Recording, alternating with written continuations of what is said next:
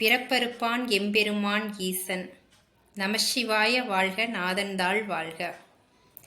போதுண்டா, இந்த பிறவியில் நான் படாத கஷ்டமெல்லாம் பட்டுட்டேன், இனி எனக்கு இந்த பிறவியே வேண்டாம் அப்படின்னு வெறும் வாயளவுக்கு தான் சில பேர் சொல்கிறாங்களே தவிர அதை செயல்படுத்துறதுக்கு முயற்சி பண்ணுறதே கிடையாது. அப்போ இந்த பிறவியிலிருந்து எது நம்மளுக்கு தீர்வு, விடுதலை, அடுத்த பிறவியே நம்மளுக்கு தேவையில்லை அப்படின்னா அதுக்கு நம்ம என்ன பண்ணணும் அப்படின்னு பார்த்தீங்கன்னா, நம்ம எதுக்காக இந்த மறுபிறவி அடுத்தடுத்து எடுக்கிறோம் அப்படின்னு என்னைக்காவது சிந்திச்சிருக்கீங்களா? போன பிறவியில் நம்ம செய்த பாவங்கள் தான் கர்மா. இந்த கர்மாக்களை நம்ம கழிக்கிறதுக்காக தான் இந்த பிறவியை நம்மளுக்கு கருணை உள்ளத்தோட ஈசன் நம்மளுக்கு ஒரு வாய்ப்பாக நம்மளுக்கு கொடுத்து அனுப்புகிறாரு. எதற்காக? நீ செய்த கர்மாக்களெல்லாம் இந்த பிறவிலையாவது கழித்து விட்டு நீ என்னோட இணைஞ்சிரு அப்படிங்கிறதுக்காக தான் இந்த பிறவி நம்ம எடுக்கிறோம்.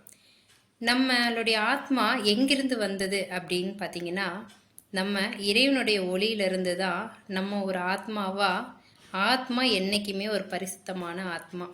அதுக்கு ஒரு தேகத்தை கொடுத்து அந்த தேகத்தின் மூலியமாக நீ செய்த கர்மாக்களை கழித்து விட்டு வர்றது தான் நம்மளுக்கான விதி. ஆனால் அந்த விதியை நம்ம கரெக்டாக செஞ்சுட்டு மீண்டும் எங்கிருந்து வந்தோமோ அதே ஒளியில் போய் நம்ம இறைவனை அடையிறது தான் நம்மளுக்கு மோட்சம்.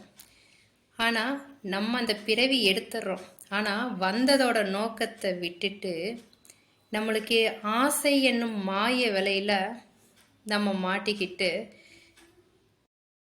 இன்பத்திற்காகவும் சுகத்திற்காகவும் அடுத்தவர்களை பற்றிலாம் கவலைப்படாமல் நம்மளுடைய உறவுகளாகட்டும், தெரிந்தவர்களாகட்டும், யாராவது மூலியமாக நம்ம இன்னும் இந்த கர்ம வினைகளை என்ன பண்ணுறோம், உருவாக்கிக்கிட்டே இருக்கோம். ஏற்கனவே நம்ம கொண்டு வந்த கர்மாக்கள் கொஞ்சம் இருக்குது, இன்னும் கர்மாக்களை விதைச்சிக்கிட்டே போயிட்டுருக்கோம். அப்போ இந்த கர்மாக்கள் எப்போ கழியும், நம்ம எப்போ இந்த பிறவியை முடிப்போம்? நீங்கள் சொல்கிற விஷயத்தெல்லாம் என்னால் ஏற்றுக்க முடியாதுங்க. நான் 100% நான் கரெக்டாக தான் நடந்துட்டுருக்கேன், இருந்தாலும் எனக்கு துன்பம் என்னை வாட்டுது அப்படின்னு சொன்னீங்கன்னா அவங்களுக்கு இங்கே யாருமே 100% கரெக்டாக இருக்க முடியாதுங்க. ஏன்னா 100% இப்போ நான் கரெக்டாக இருக்கிறேன், நீங்கள் கரெக்டாக இருக்கீங்கன்னா உங்களுக்கும் எனக்கும் இந்த பூமியில் நம்மளுக்கு வேலையே கிடையாது. நம்ம என்றைக்கோ இறைவன்கிட்டையே நம்ம கலந்துருப்போம். அதை ஃபஸ்ட்டு உணர ஆரம்பிங்க. நம்ம பண்ணுற தவறுகள்லேயே முக்கியமான தவறு என்னென்னா, அடுத்தவர்களுடைய தவறுகளை கண்டுபிடிக்கிறதே ஒரு வேலையாக பார்த்துட்ருக்கோம். நம்மளுடைய தவறுகளை நம்ம மறைச்சி வச்சுக்கிட்டு அடுத்தவர்களையே கேள்வி கேட்டுக்கிட்டு இருக்கோம் இல்லையா? என்னைக்கு உங்களுடைய தவறுகளை உங்கள் மனசுக்கிட்ட நீங்கள் கேட்க ஆரம்பிக்கிறீங்களோ அப்போவே உங்களுடைய தவறுகளை உணர ஆரம்பிப்பீங்க, அதை சரி செய்யவும் ஆரம்பிப்பீங்க இல்லையா? இந்த அடிப்படை விஷயங்களை நம்ம சரி பண்ணிட்டாவே போதும். நம்ம இன்னும் அதிகமாக கர்மாக்களை வளர்க்க வேண்டிய அவசியம் கிடையாது.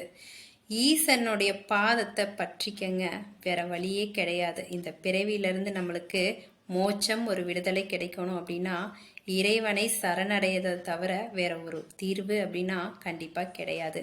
உங்களுக்கு எந்த இஷ்டமான தெய்வமாக இருந்தாலும் அவர்களை சரணடைவது ஒன்றுதான் இதற்கு வழி. நமசிவாய என்னும் திருமந்திரத்தை உங்கள் வாயால் உச்சரிக்க விடாத வினையும் நம்மை தொடாதபடி நம்மை காத்து வழிநடத்தும் என்பதில் எல்லளவும் சந்தேகமில்லை. நமசிவாய. நன்றி.